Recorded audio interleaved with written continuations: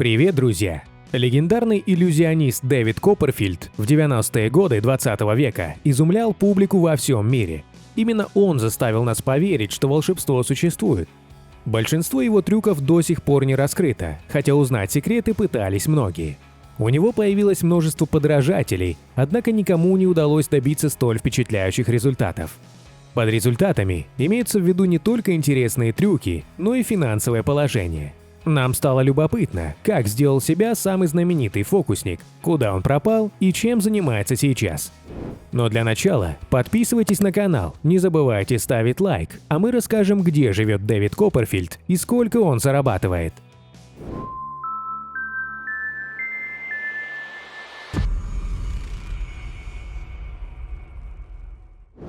Дэвид родился в Нью-Джерси, США, 16 сентября 1956 года, как Дэвид Сет Коткин.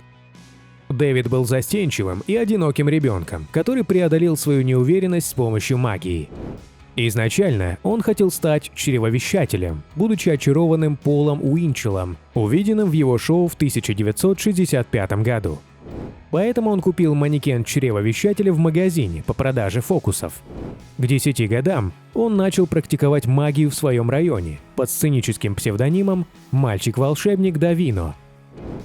В 12 лет его пригласили вступить в общество американских магов, и он стал самым молодым членом общества и начал профессионально выступать.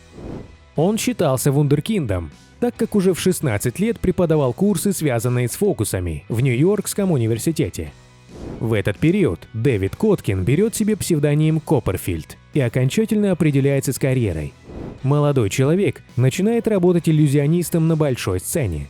В начале 80-х годов Копперфильд попал на телевидение и стал вести вечернее шоу The Magic of ABC, соответственно, на канале ABC. Передачи с участием Копперфильда были номинированы на премию Эмми 38 раз и получили 21 статуэтку. Опыт работы на телевидении и амбиции привели фокусника к идеям глобальных шоу-иллюзий. Его должен был узнать весь мир, а значит, фокусы должны быть максимально масштабными. Во всех трюках иллюзионисту помогала команда, которая насчитывала более 300 человек. Все атрибуты для шоу перевозили в огромных грузовиках, и их даже не досматривали на границе, чтобы тайна иллюзий сохранилась. На пике своей популярности Дэвид поражал публику исчезновением статуи свободы, перелетал Гранд Каньон в штате Аризона, ширина которого достигает почти 30 километров, падал с Ниагарского водопада, проходил сквозь Великую Китайскую стену, делал невероятные огненные шоу.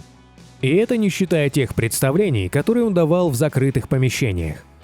Разоблачить фокусы Копперфильда мечтали многие коллеги, и некоторые приводили вполне убедительные доказательства. Например, фокус с исчезновением статуи свободы объяснили тем, что она находится на маленьком острове, где единственный источник света – прожекторы, которые ее освещают. Поэтому, когда статую накрывали полотном, гасили весь свет, а потом убирали ткань. Прожекторы светили уже на зрителей, и, конечно, те не могли разглядеть статую в темноте. Знаменитую пилу смерти объясняли тем, что по бокам стола, на котором лежал фокусник, были закреплены рейки, создавшие эффект того, что стол тоньше. Плюс под ним было место для короба, в который фокусник прятал свои ноги. С другой стороны, в тот же короб был спрятан ассистент, который лежал на спине, вытянув ноги вверх, будто это ноги иллюзиониста. В 1994 году почти состоялась сенсация разоблачения. Должна была выйти книга фокусника и писателя Герберта Лоуренса Беккера, в которой рассказывается, как именно маги исполняют свои иллюзии. В книге была внушительная глава и о Копперфильде. Дэвид подал в суд и выиграл его. Суд признал, что Беккер не может разглашать секреты, так как подписывал документы. К тому же независимая комиссия постановила, что разоблачение было неточным во многих деталях. Получается, что комиссия узнала тайны Копперфильда, а мир нет. Копперфильд был признан одним из самых популярных людей в мире и попал в Книгу рекордов Гиннесса как артист, реализовавший самое большое количество билетов на свои сольные выступления.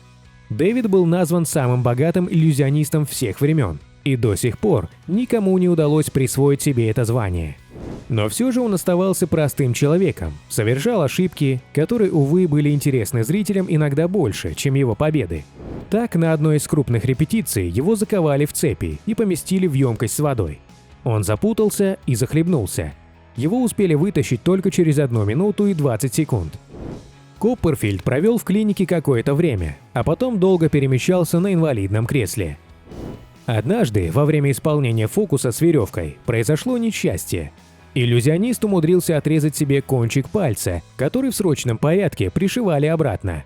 Как-то на него напали грабители и потребовали вывернуть карманы, и он задействовал все хладнокровие, чтобы под дулом пистолета провернуть фокус «пустые карманы». Что именно привело фокусника к решению отойти от дел, доподлинно неизвестно. Известно лишь то, что он перестал эпатировать публику и ушел. Но, как оказалось, не так уж и далеко. Дэвид купил за $2 200 000 библиотеку колдовства и смежных искусств в Лас-Вегасе, чтобы основать международный музей, в котором находится самая большая в мире коллекция исторически значимых магических памятных вещей. Он состоит из примерно 80 тысяч предметов истории магии, в том числе 15 тысяч магических книг, некоторые из которых относятся к XVI веку. Камера водных пыток Гарри Гудини куплена на аукционе за $300 000. Винтовка, убившая фокусника Чунг Лин Су, третья версия манекена чревовещания Чарли Маккарти и Эдгара Бергена, куплена на аукционе за $112 500. В августе 2006 года Копперфильд нашел уникальную платформу, на которой можно было творить свои новейшие чудеса. Муша-Кей и острова Копперфильд-Бэй. Муша-Кей, признанный многими самым красивым и впечатляющим местом в мире, является райским частным островом. Эти 11 частных островов, расположенных на Багамах, были куплены за $50 миллионов. Позднее владелец Багамских островов собрался судиться, потому что узнал, что продал 11 островов именно Копперфильду. Сделка состоялась через фирму-посредника, что очень возмутило продавца. Он заявил, что никогда бы не продал острова, если бы знал, кто будет покупателем.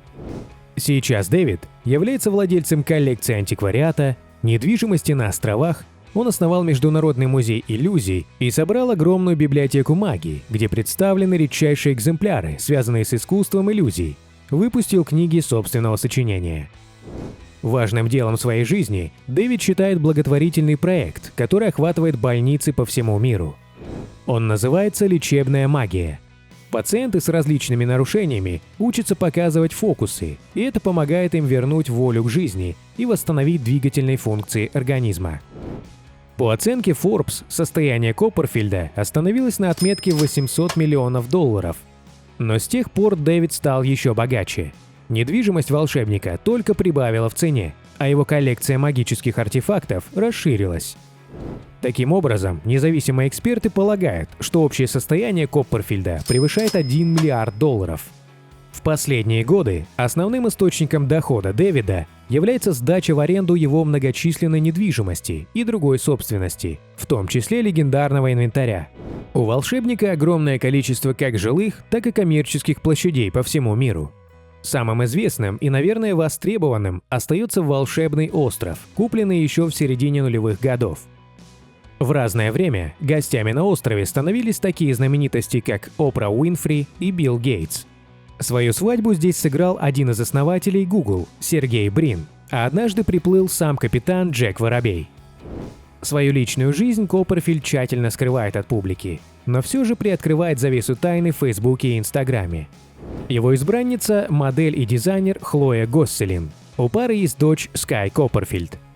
У него есть 4-этажный пентхаус в центре Нью-Йорка, но большую часть времени он проводит вместе с семьей на собственном острове в Багамском архипелаге. Иллюзионист и сегодня продолжает выступать. Он дает представления в Лас-Вегасе и время от времени появляется в телевизионных ток-шоу. Гонорар какой публичной личности вы хотите узнать? Свои пожелания оставляйте в комментариях. Переходите на другие ролики нашего канала, подписывайтесь, нажимайте на колокольчик. До скорых встреч! Пока!